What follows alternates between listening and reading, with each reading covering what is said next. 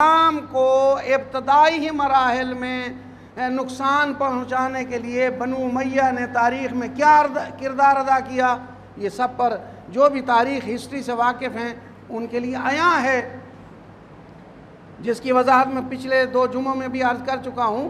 تو ان کی اسلام سے محبت، جو دعوے دار ہیں بعض احباب کے وہ اسلام کے بڑے محب تھے، حالانکہ ان کا اسلام سے محبت واضح ہے کہ رسول کے مقابلے میں دیکھیں تو وہی بنو امیہ کے سردار نظر آتے ہیں۔ جنگ بدر و احد و خندق میں جو ہے وہ ابو سفیان سالار نظر آتا ہے، اور رسول کے بعد اگر آپ دیکھیں تو اسلام کو نقصان پہنچانے کے لیے جو ماحول سازگار کیا گیا، اور پھر جو اہل بیت کے بھی مقابلے میں جو افراد آئے وہ بھی اسی ابو سفیان کی اولاد کا ایک سلسلہ ہے۔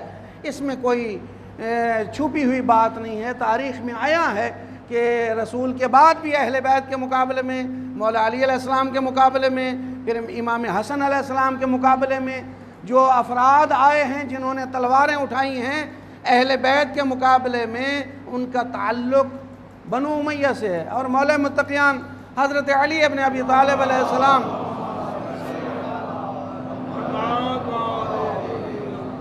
نہج البلاغہ میں ایک خط کے جواب میں جو ہے وہ ارشاد فرماتے ہیں کہ تو نے خط میں لکھا ہے، امیر شام نے خط لکھا تھا کہ ہم عبد المناف کی اولاد ہیں۔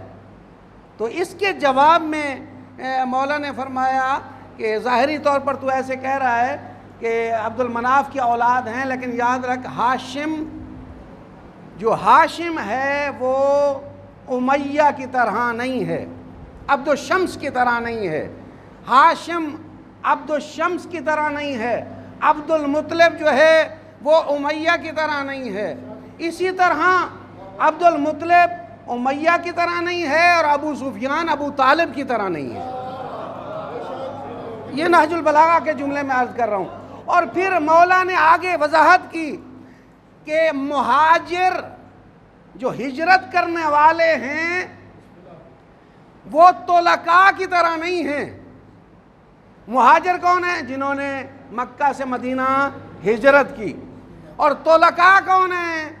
جس کے متعلق بات یاد آ گئی وہ بھی عرض کرتا چلوں، پہلے وضاحت کروں۔ طلقاء کون ہیں؟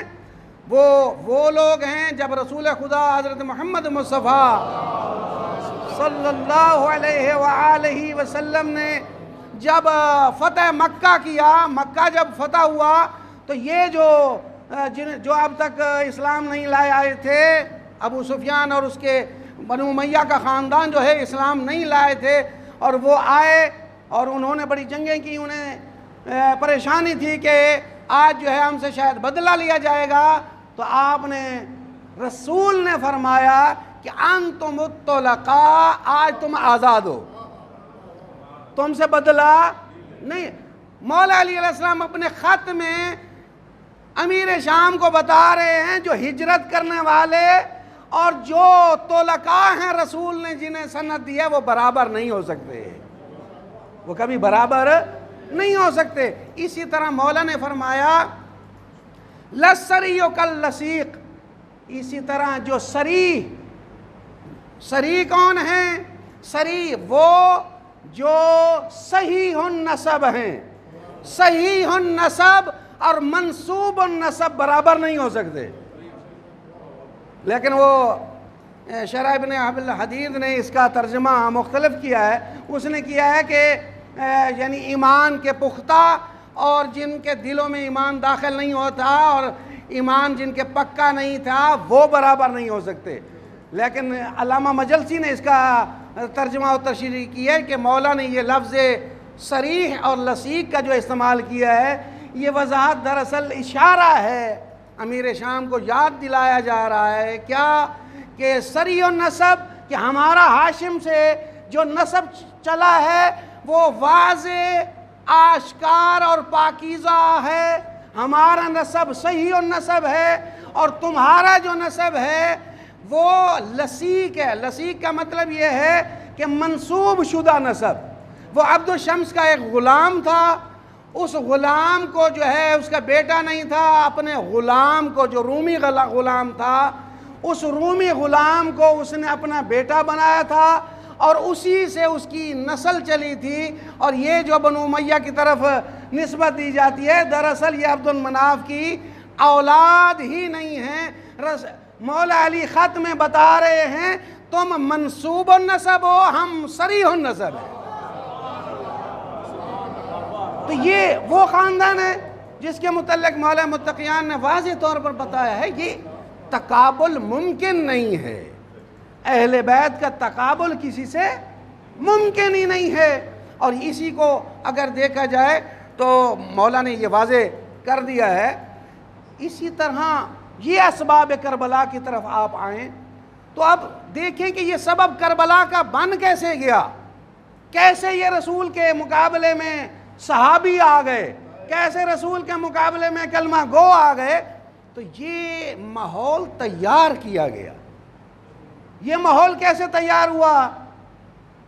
جب مولا علی علیہ السلام آئے، پیچھے ہم نہیں جاتے، مولا علی علیہ السلام کے دور حکومت کو ہی آپ لے لیں کہ مولا کے دور میں جو مقابلے میں کون آیا؟ امیر شام آیا، اور اس نے جو ہے مولا کے مقابلے میں تلوار اٹھائی.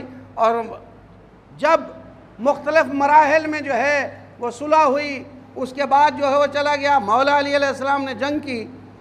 اب دیکھنا یہ ہے کہ ہمارے اہل سنت برادران یہ جو دعویٰ کرتے ہیں خلفائے راشدہ کا، جس میں مولا علی علیہ السلام کو چوتھا خلیفہ مانتے ہیں، کہ متوجہ ہونا چاہیے ہمارے اہل سنت بھائیوں کو کہ جب آپ پہلے خلیفہ کے جو مقابلے میں آیا ہے اس کے متعلق آپ یہ سمجھتے ہیں کہ وہ غلط ہے، وہ باطل ہے، اسی طرح دوسرے کے مقابلے میں اگر کوئی آیا ہے تو آپ سمجھتے ہیں کہ وہ صحیح نہیں ہے، وہ بھی باطل بھی ہے.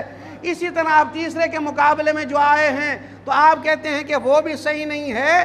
ہم شیعہ اثنا عشری آپ سے یہی التماس کرتے ہیں کہ اگر مولا علی علیہ السلام کو چوتھا خلیفہ بھی مانتے ہیں تو آپ کم از کم یہ تو مانیں جو علی کے مقابلے میں آیا ہے وہ حق پر نہیں ہے.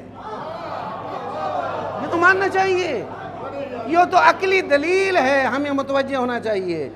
بھائی ہم شیعہ اثنا عشری کیسے نہ بتائیں اپنی نسلوں کو کہ اہل بیت کے مقابلے میں کون آیا ہے؟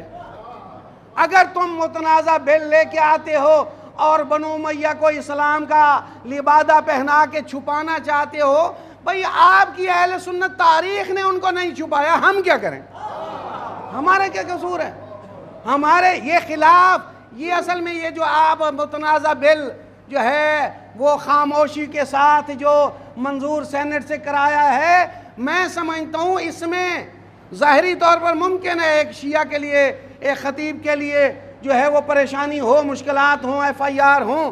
تو یہ ہم شیعوں کے لیے کوئی مسئلہ اس لیے نہیں ہے کہ ہماری تاریخ یہی ہے کہ ہم حسین اور آل حسین کے نام پہ گردنیں کٹوانے والے ہیں، یہ ہماری تاریخ ہے، لہذا ہمیں یہ پریشان نہیں ہے. لیکن البتہ یہ ان لوگوں کے لیے پریشانی ہو سکتی ہے جو لوگ متنازع بل منظور کرا کے سمجھتے ہیں کہ ہم کامیاب ہو گئے ہیں، ہم نے جو ہے ان لوگوں کو چھپا لیا ہے. حالانکہ چھپایا نہیں ہے. متنازع بل آپ منظور کرا کے میں سمجھتا ہوں سوشل میڈیا پہ اور میڈیا کے ذریعے آپ نے بنو امیہ کو بے نقاب کر دیا ہے، کیونکہ اب بحث ہوگی، اب جو ہے ہر وقت یہ بحث ہوگی کہ بھئی آخر وجہ کیا ہے یہ متنازع بل آیا ہے. تو اس میں جو ہے وہ واضح کیا جائے گا کہ بھئی یہ متنازع بل ان لوگوں کو بچانے کے لیے آیا ہے. بھئی ان کی تاریخ کیا ہے، ان کا کردار کیا ہے جن کو بچانے کے لیے لایا گیا ہے.